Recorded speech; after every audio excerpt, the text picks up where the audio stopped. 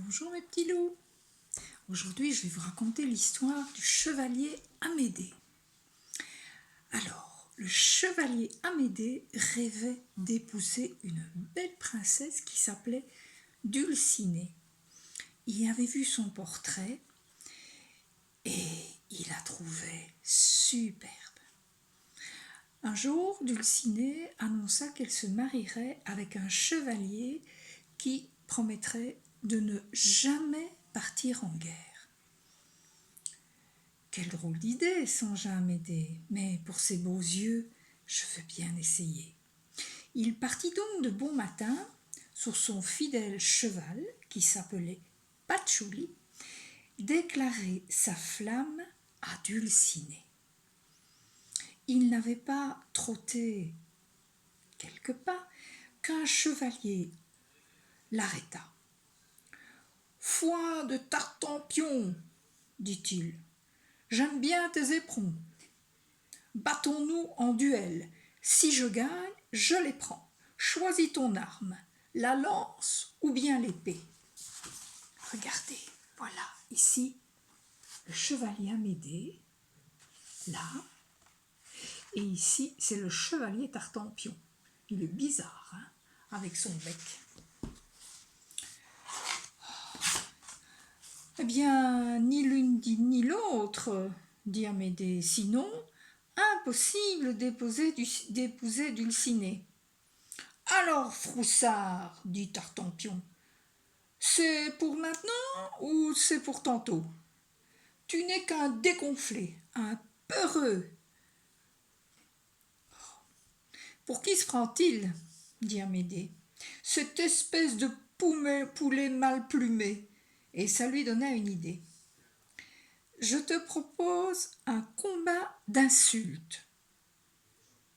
Le premier qui ne sait plus quoi dire a perdu. Tartampion n'aimait pas ça, mais il n'avait pas le choix.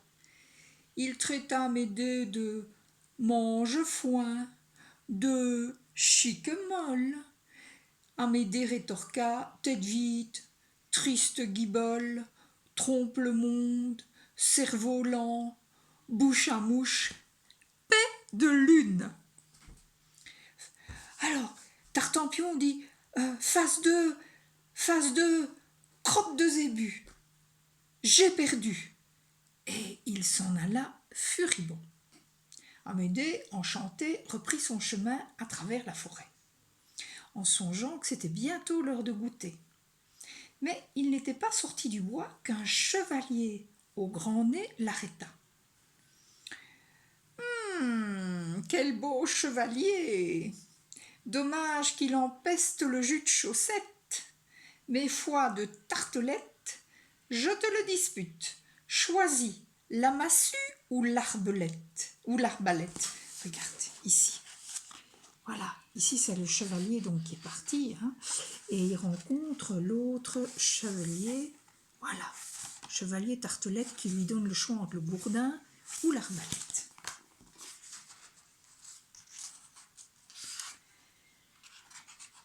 Oh, s'il n'y avait pas Dulcinée, je te fracasserais la tête.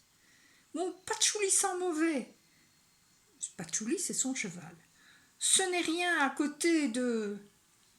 C'est ainsi qu'Amédée eut une nouvelle idée. Voici mon défi.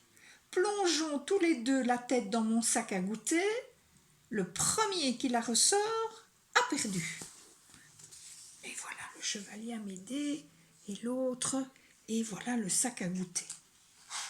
Il y a des mouches en dessus du sac à goûter, je sais pas, mais... Tartelette se dit, mais ce chevalier est fou allié. Je vais avoir son cheval. Et il mit son grand nez dans le sac en même temps qu'Amédée. Mais là, quelle odeur infâme! Mais qu'est-ce que c'était? Des vers de terre rissolés, des sucettes à l'oignon, de la soupe au fumier. Tartelette ne le sut jamais, il s'évanouit et perdit le défi. Amédée, lui, se régala. pâté de poisson plat et fromage coulant au petit pois, un vrai repas de roi. Voilà, Amédée qui est en train de manger, et l'autre il est tombé évanoui à cause de l'odeur tout à fait particulière. Regardez, les petits lapins, le petit lapin là, le petit écureuil, la petite souris, le chevreuil, tous, en respirant l'odeur infâme qui sort du goûter d'Amédée, tombent évanouis. Ça doit sentir mauvais, hein. Alors, la suite de l'histoire. Faut que j'attrape la page, hein. La nuit était presque tombée quand Amédée arriva devant chez Dulcinée.